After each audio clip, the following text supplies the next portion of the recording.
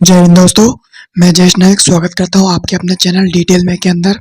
आज हम English grammar के अंदर जो एक बहुत ही इम्पोर्टेंट टॉपिक आता है कॉम्प्रिहेंशन पार्ट का, जिसका नाम है एक्सेप्टिंग और डिक्लाइनिंग इनविटेशन।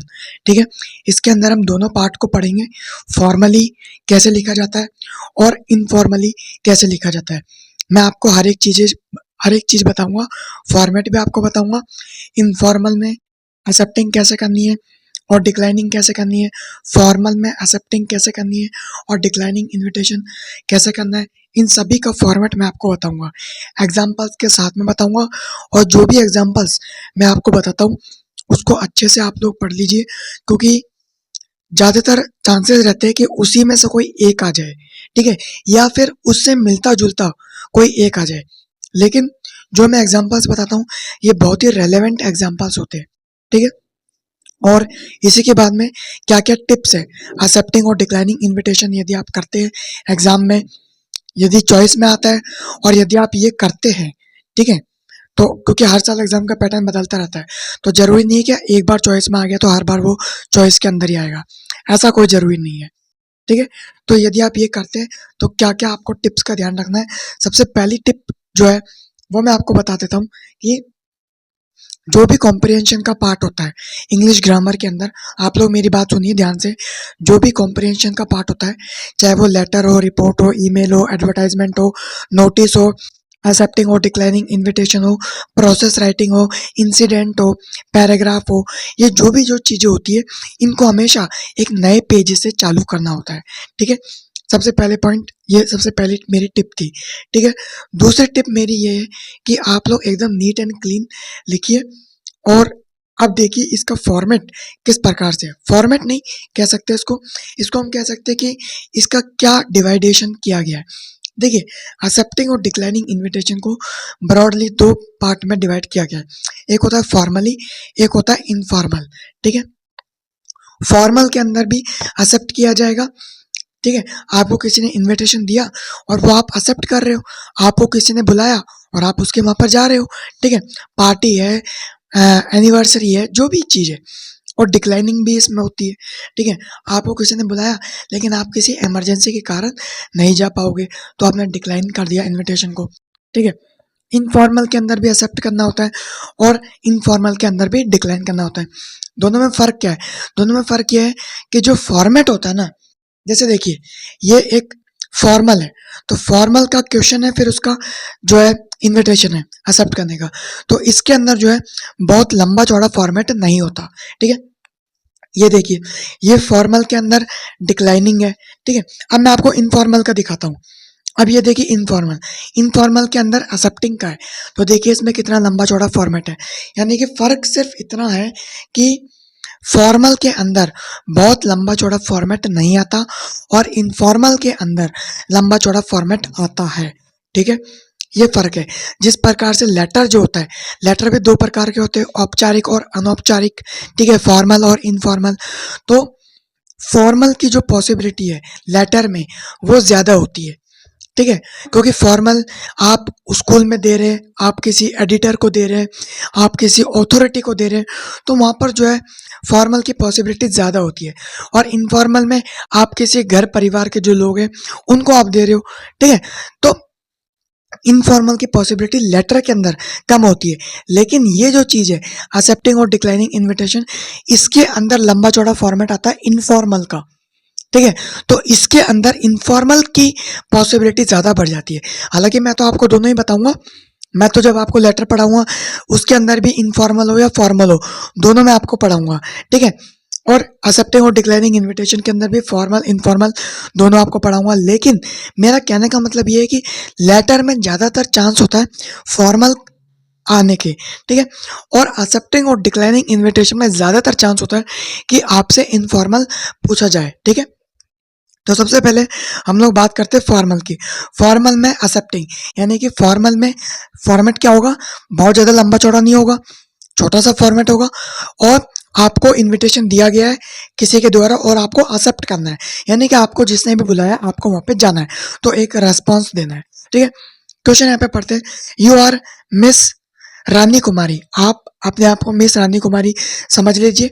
यदि क्वेश्चन में कोई नाम गिवन है तो आपको वही नाम लिखना है, जो तारीख गिवन है वही तारीख लिखनी है, जो आपको वहाँ पे कहाँ पर बुलाया गया है, जो प्लेस है आपको वही प्लेस लिखनी है, जिस समय बुलाया गया है वही समय लिखना है। और यदि क्वेश्चन में कुछ भी गिवन नहीं है तो फिर आप अपने मन से लिख सकते हो, ठीक है। लेकिन क्वेश्चन में गिवन होता है, फॉर्मल में अधिकतर चांस है कि गिवन हो सारी चीजें, तो आप लोग वो लिखिए। जो चीज गिवन नहीं है वो फिर आप अपने मन से लिख सकते हैं, ठीक है।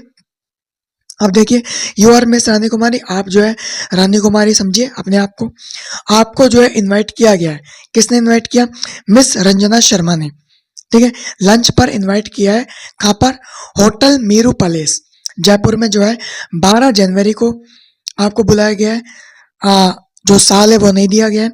और कितने बजे बुलाया गया आपको? 1:30 बजे, 1:30 ठीक है।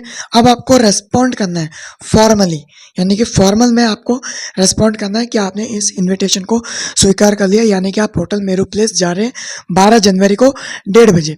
अब आपको फॉर्मली में एक्सेप्ट करना है, तो सबसे पहले आपको क्या लिखना है? जो आपका खुद का नाम है वो, मिस रानी कुमारी। अब आपको लिखना है थैंक्स टू मिस रंजना, ठीक है। आपने मिस रंजना को क्या बोला? थैंक्स बोला। क्यों? क्योंकि उसने मुझे इनवाइट किया, कहाँ पर? होटल मेरू प्लेस जयपुर में, जनवरी 12, 2026, ठीक है। और कितने बजे इनवाइट किया? 1:30 बजे मुझे इनवाइट किया, ठीक है। फिर आप एक लाइन छोड़ेंगे, और ये जो लाइन है जो मैं अब बोलने वाला हूँ इसको आप अच्छे से याद कर लीजिए। इस लाइन से बहुत अच्छा इंप्रेशन आता है। एक लाइन आपको छोड़नी है, ठीक है, उसके बाद में लिखना है। कंटिन्यूटी में नहीं लिखना, एक लाइन छोड़नी है, उसके बाद लिखना है क्या? She has a great pleasure in accepting the invitation. She मतलब शी अपने लिए आया है, अपने लिए मतलब मिस रानी कुमारी के लिए, कि मुझे बहुत ज़्यादा खुशी हुई कि तुमने मुझे इनवाइट किया लंच पर, ठीक है। और जहाँ पर ये खत्म हो जाए उसके 2 लाइन छोड़ करके, याद रखिए दोस्तों, बहुत सारे जने जहाँ खत्म होता है वहीं पर बॉक्स को बंद कर देते हैं, तो आपको बॉक्स वहाँ पर बंद नहीं करना है। कुछ लोग एक लाइन छोड़ के बॉक्स बंद करते हैं, नहीं, आपको 2 लाइन छोड़ के फिर बॉक्स को बंद करना है। और बॉक्स हमेशा स्केल से बनाइए और पेंसिल का इस्तेमाल करिए। पेंस ये ही टिप्स है। लोग कहते हैं आपने टिप्स नहीं दी, यही तो टिप्स होती है, ठीक है। ये 2 लाइन छोड़ के आपको बॉक्स को बंद करना है, पेंसिल से बॉक्स बनाना है स्केल की मदद से। अब देखिए, ये तो था फॉर्मल में एक्सेप्टिंग। अब मैं आपको बताता हूँ फॉर्मल में आप जो है डिक्लाइन कैसे करना है। आपको किसी इमरजेंसी यदि आपको आ जाती है तो आपको डिक्लाइन कैसे करना है। अब देखिए, यहाँ पर 3 है, ठीक है, तो 3 में से मैं आपको एक बता देता हूँ, ठीक है। आपको रेफरेंस के लिए और अच्छा समझने के लिए, प्रैक्टिस और अच्छी करने के लिए आप तीनों पढ़ लीजिए, पर मैं आपको जो है हिंदी अनुवाद एक का करके दिखाता हूँ। क्वेश्चन नंबर 17 का, क्वेश्चन नंबर 17 बहुत इंपॉर्टेंट है, बहुत बार पूछा गया है, ठीक है। तो आप लोग क्वेश्चन नंबर 17 को, इसलिए मैं क्वेश्चन नंबर 17 को बता रहा हूँ क्योंकि बहुत इंपॉर्टेंट है। और ये जो फोटो है ये संजीव पासबुक से ली गई है, ठीक है। जब आप ये खरीदेंगे तो आपको बहुत सारे इसमें इन्विटेशन मिल जाएंगे, तो आप अपनी प्रैक्टिस को और अच्छा कर सकते हैं, ठीक है। अब देखिए क्वेश्चन नंबर 17, बहुत बार ये क्वेश्चन आया गया है, ठीक है। बहुत बार ये क्वेश्चन पूछा जाता है। Suppose you are Mohan Kumar, suppose करना है, सोचना है कि आप क्या है, मोहन कुमार है। अब आपका जो कजन है मिस्टर प्रेमानंद कुमार, उसने आपको इनवाइट किया है अपने बर्थडे पार्टी पे। कब इनवाइट किया है? 17 सितंबर। इसमें साल नहीं गिवन है। 7 बजे आपको आना है। कहाँ पर आना है? उसके रेजिडेंस पे। रेजिडेंस क्या होता है? रेजिडेंस होता है जहाँ पर वो रहता है। कौन रहता है? मिस्टर प्रेमानंद कुमार।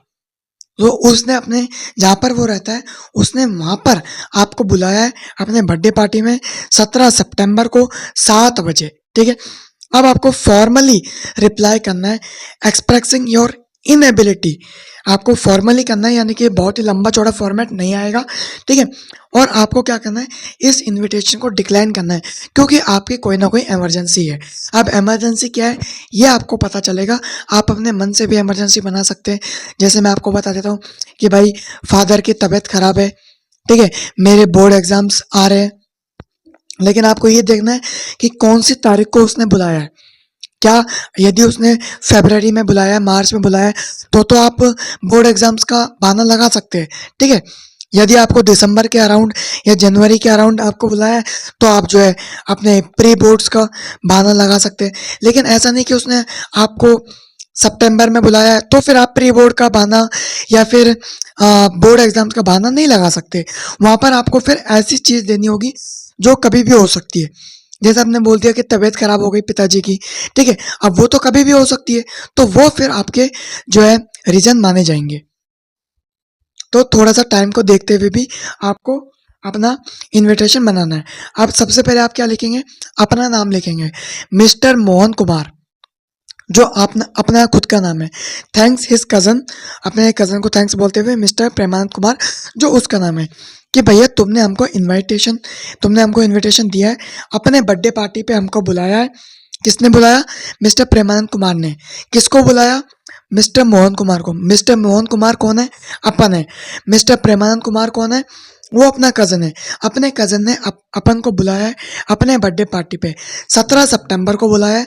जिस भी साल आपका पेपर हो रहा है, जिस भी साल आप लिख रहे हैं, वो साल फिर वहाँ पे आ जाएगा, ठीक है? और तारीख वही आएगी जो क्वेश्चन में गिवन है, और साल भी यदि क्वेश्चन में गिवन है तो फिर वही साल आएगा, और यदि साल क्वेश्चन में गिवन नहीं है तो जिस साल आप पेपर दे रहे हैं फिर वो वाला साल आएगा। 7 बजे इसने बुलाया है, ठीक है, अपने रेजिडेंस पे। बट अब वहां पर तो हमने बोल दिया था कि ठीक है भैया हम आ जाएंगे, और she has a great pleasure in accepting the invitation.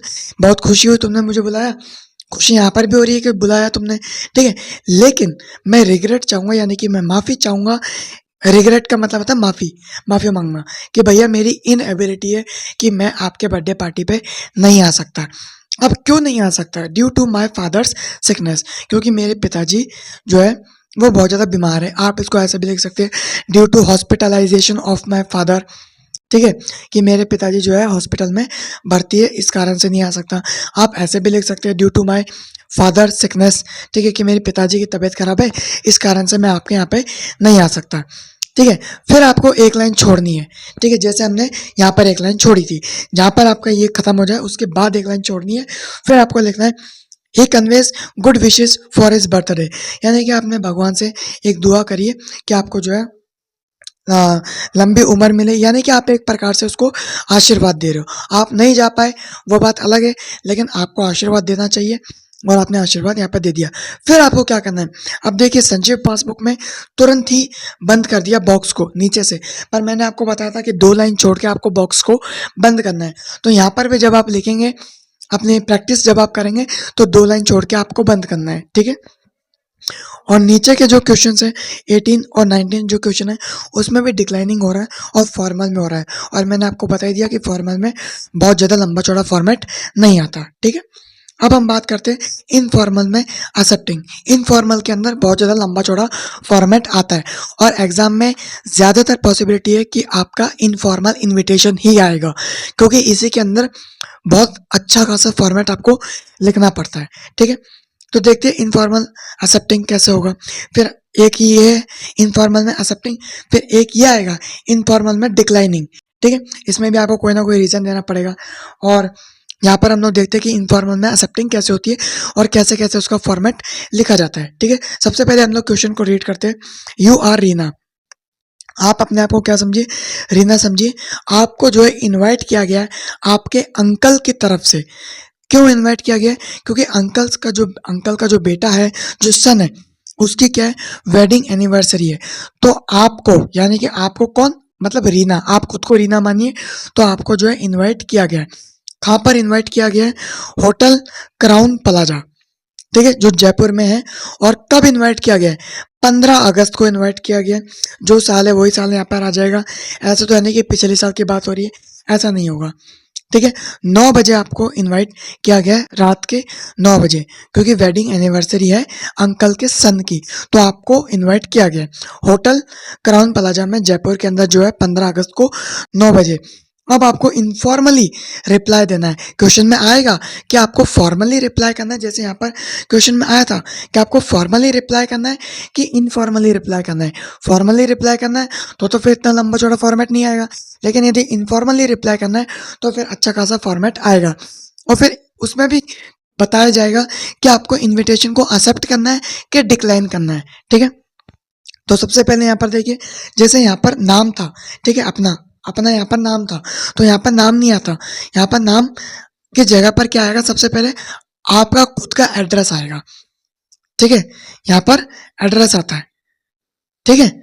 Sorry, यहाँ पर खुद का एड्रेस नहीं आएगा, यहाँ पर सामने वाले का एड्रेस आएगा। जैसे कि यू आर रीना, ठीक है, तो आप रीना है, ठीक है, और आपको किसको भेजना है, ये अपने अंकल को। उन्होंने आपको बुलाया, लेकिन आपने स्वीकार भी कर लिया, तो आपको उनको इनविटेशन स्वीकार करने के ये बताना है कि भैया मैंने इनविटेशन स्वीकार कर लिया।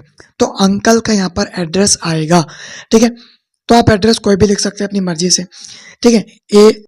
140 कॉमा लगा के शिव शक्ति नगर, मैं अपनी मर्जी से लिख दिया। आप कोई सा भी लिख सकते हैं, जगतपुरा रोड जयपुर, और जयपुर जोधपुर जो भी क्वेश्चन में गिवन है वो आ जाएगा। मेन डिस्ट्रिक्ट का नाम तो गिवन हो गई, ठीक है, तो वो यहाँ पर आ जाएगा।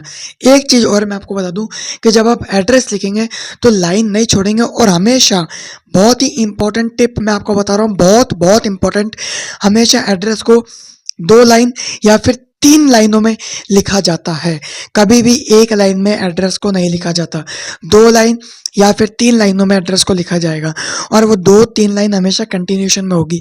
जैसे यहाँ पर मैंने गैप नहीं छोड़ा, उसके बाद आपको गैप छोड़ना है, फिर आपको लिखनी है तारीख। अब जिस तारीख को बुलाया गया है उससे कम से कम 1 हफ्ते या 10 दिन पहले आपको तारीख लिखनी है। जैसे 15 तारीख को बुलाया गया था, तो मैंने लिख दिया, क्योंकि जाने में भी तो टाइम लगेगा ना, ये वहाँ पे जाएगा, उनको पता चलेगा कि अच्छा स्वीकार कर लिया इनविटेशन को, तो वहाँ पर जाने में भी टाइम लगता है, ठीक है। तो 10 दिन या फिर 15 दिन आप पहले लिखेंगे, बहुत पहले भी नहीं, 10 या 15 दिन।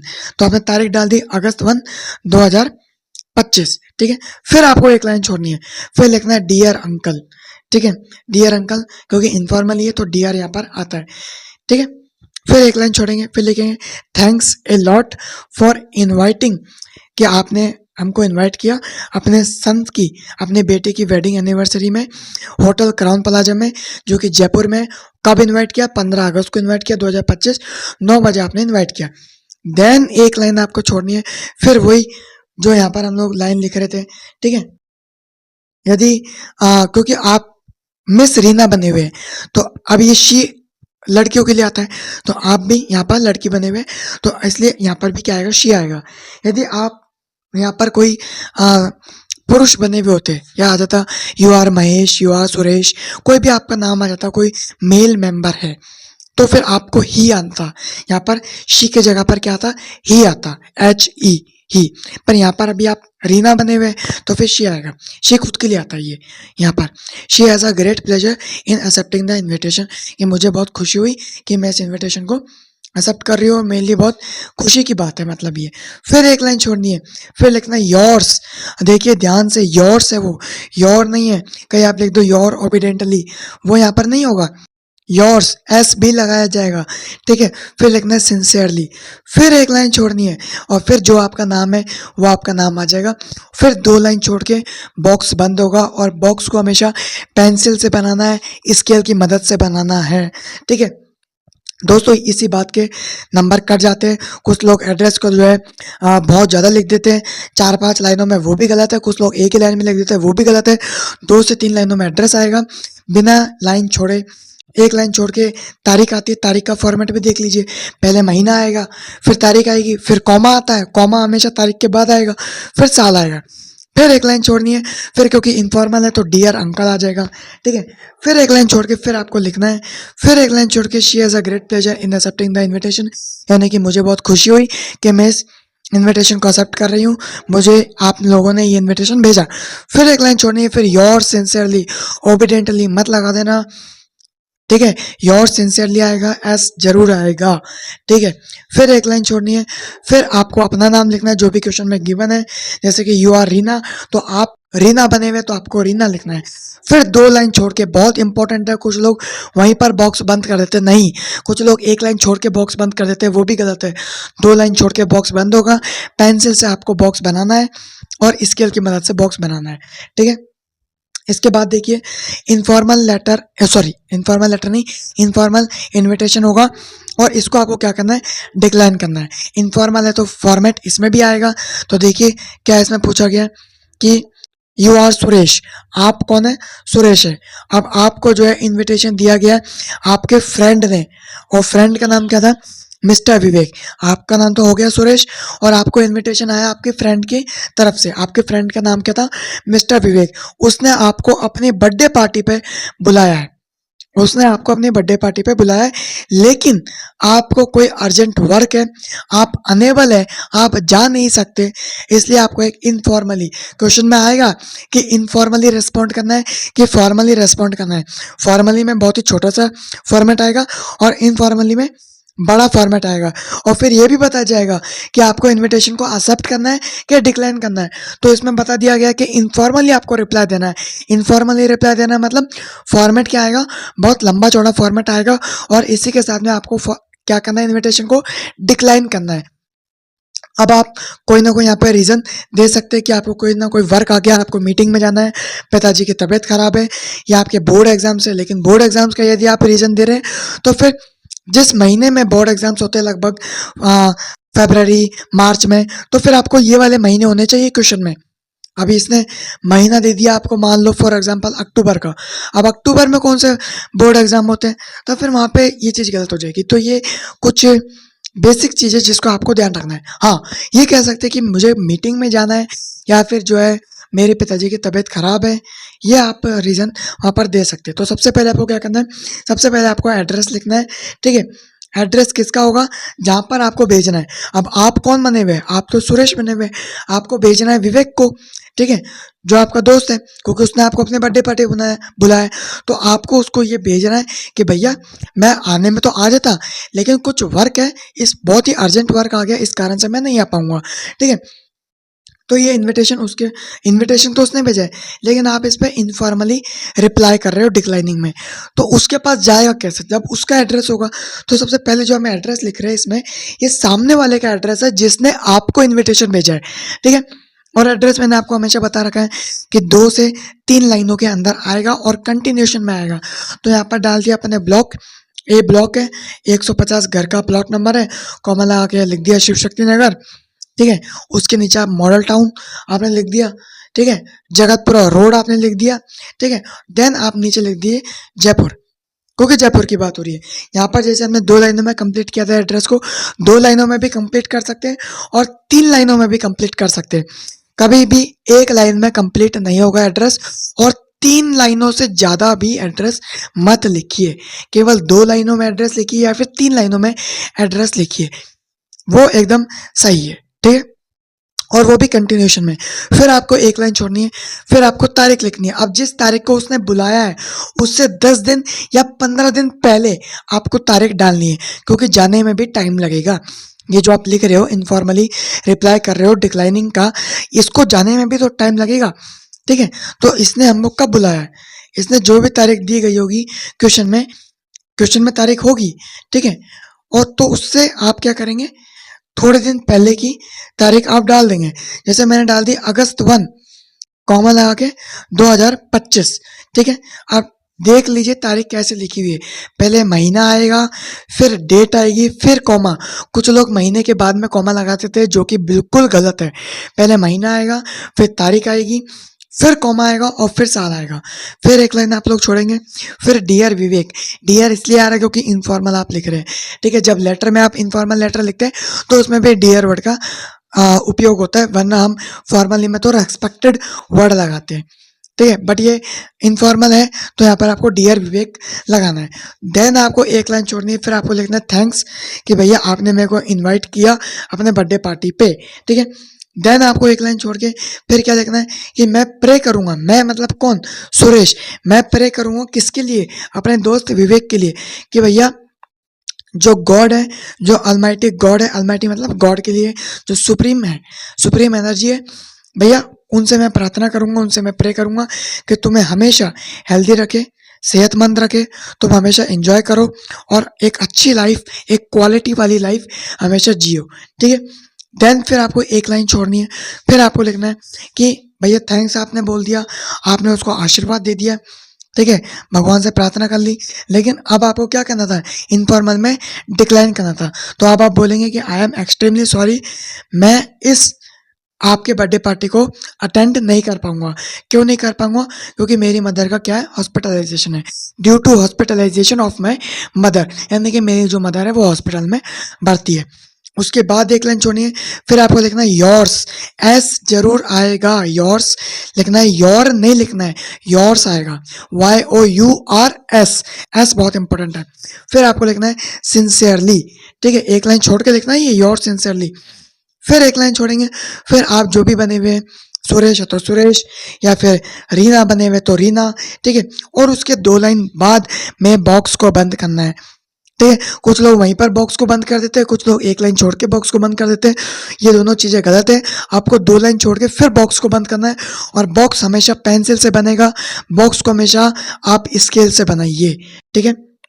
ये बहुत सारी चीज़ें थी, इन्हीं को फॉर्मेट कहते हैं, इन्हीं को टिप्स कहते हैं। यदि आप इन सभी बातों का ध्यान रखेंगे तो आपके नंबर बहुत ही अच्छे आएंगे। आप लोग एक बार इन सभी का स्क्रीनशॉट भी ले सकते हो। मैं एक बार आपको सारी चीज़ें दिखा देता हूँ। ये वाली फ़ोटो तो केवल समझाने के लिए है कि आपको समझ में आ जाए। फॉर्मल में एक्सेप्टिंग और डिक्लाइनिंग दोनों होते हैं, इनफॉर्मल में भी एक्सेप्टिंग और डिक्लाइनिंग दोनों होते हैं। ये देखिए फॉर्मल में एक्सेप्टिंग का आ जाएगा, ठीक है, स्क्रीनशॉट ले लीजिए। और ये देखिए फॉर्मल में डिक्लाइनिंग का आ जाएगा। 3 क्वेश्चन इसमें है, मैंने आपको क्वेश्चन नंबर 17 का हिंदी अनुवाद बता दिया है। ये फॉर्मल में डिक्लाइनिंग है। फिर अब बात आती है इनफॉर्मल की। ये इनफॉर्मल में एक्सेप्टिंग का आ जाएगा, स्क्रीनशॉट ले लीजिए, और उसके बाद में इनफॉर्मल में डिक्लाइनिंग का आ जाएगा। इसका भी आप लोग चाहो तो स्क्रीनशॉट ले सकते हैं, ठीक है। यदि आप लोगों को वीडियो पसंद आए तो लाइक शेयर सब्सक्राइब करिए। मिलते हैं अगली वीडियो में, जब तक के लिए जय हिंद, वंदे मातरम।